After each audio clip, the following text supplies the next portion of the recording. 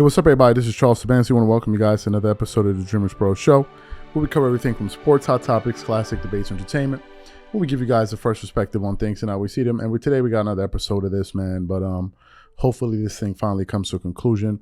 But before we get into it, please make sure you like the video and subscribe to the channel.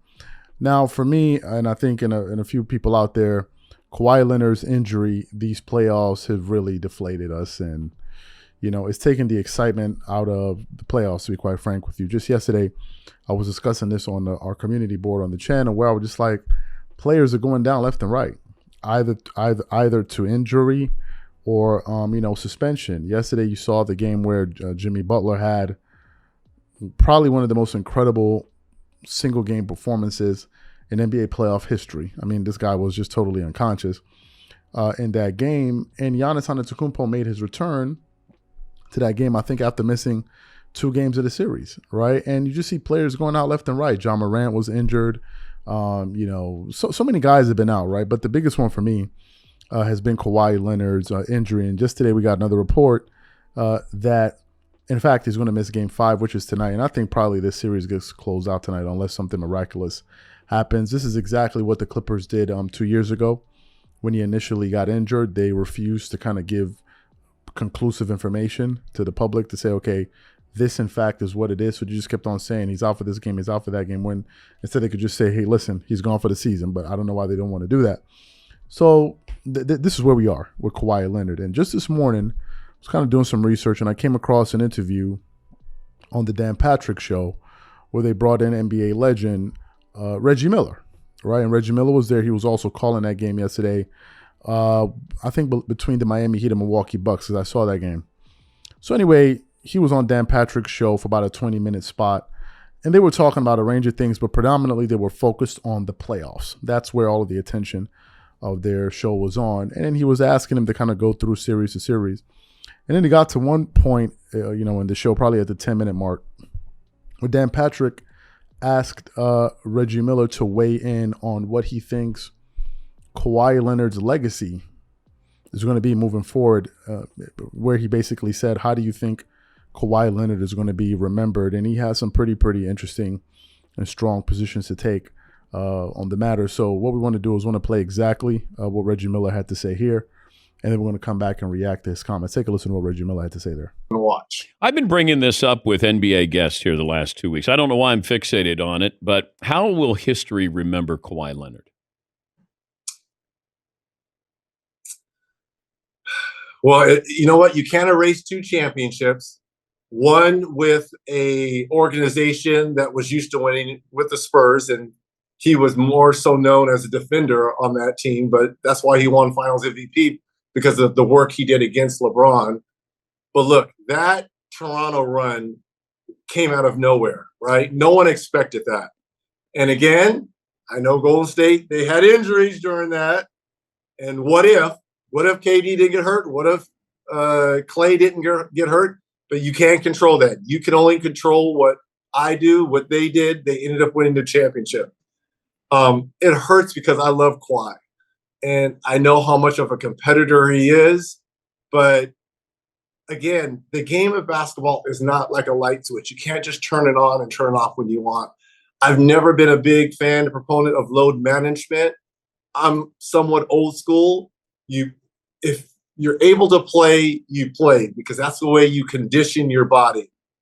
And him not playing a certain amount of games, and then you got to quickly turn it on. It's a shock to the system. It's a shock to the body. I'm not saying that's what led to this injury, but the basketball gods know. And if you can play, play. That's kind of what I'm saying. But do you think that he has not, it's not fair to describe it this way, but played through injury to play? Actually, it's almost like he needs to be right a certain percent that this, I might play 60 games this year. That's the plan.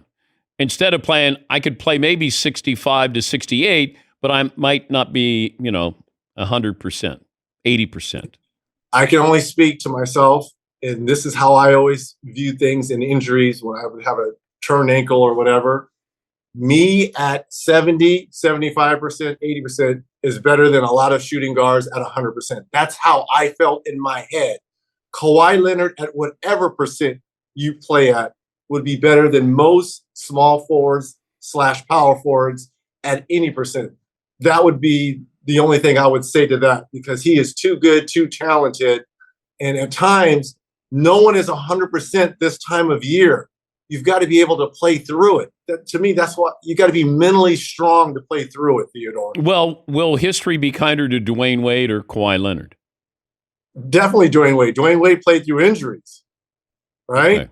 Okay. They made a commercial about that. Fall down 6 times, get up 7.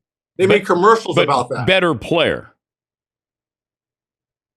Well, Dwyane has more championships, right? 3-2, I believe, right? Who do you want starting for you? Playoff game. Between those two, give me Flash. You take Dwyane Wade over Kawhi? Give me Flash. Okay. What about give me Flash? If I gave you Nowitzki? Over Wade or Kawhi? Wade or...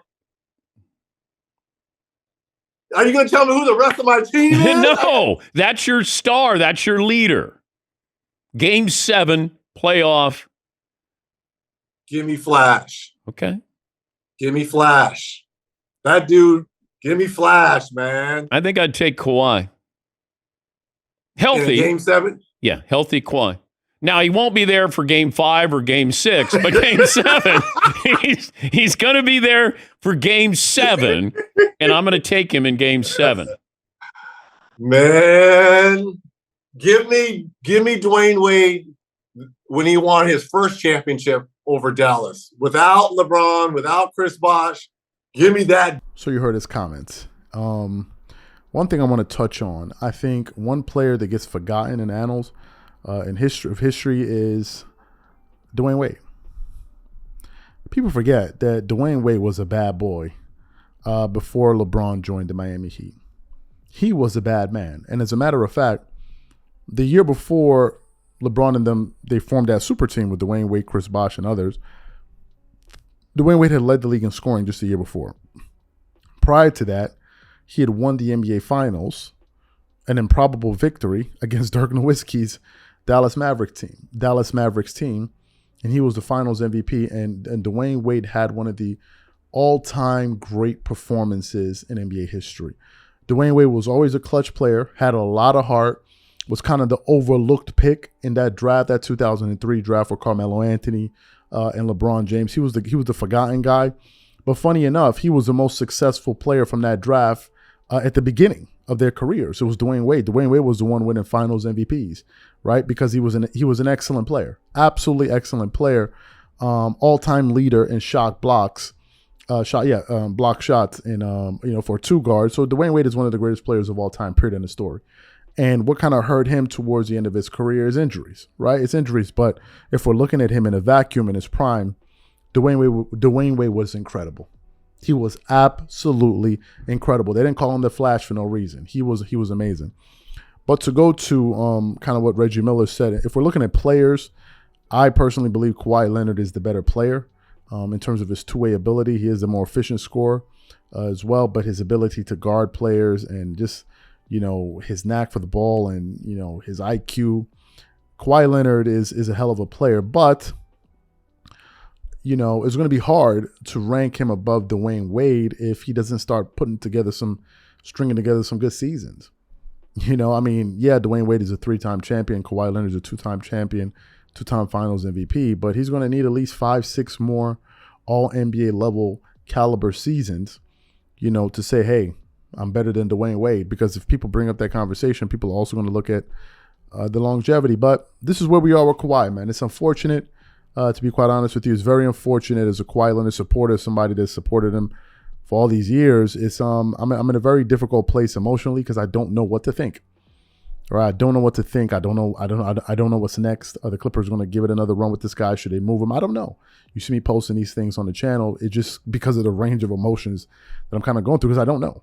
I honestly don't know. But what I want to know is who do you think will be remembered as the greatest player in NBA history? Do you think it's going to be Dwyane Wade or Kawhi Leonard? Whatever you guys think, leave your thoughts in the comment section, and we catch you on the next show.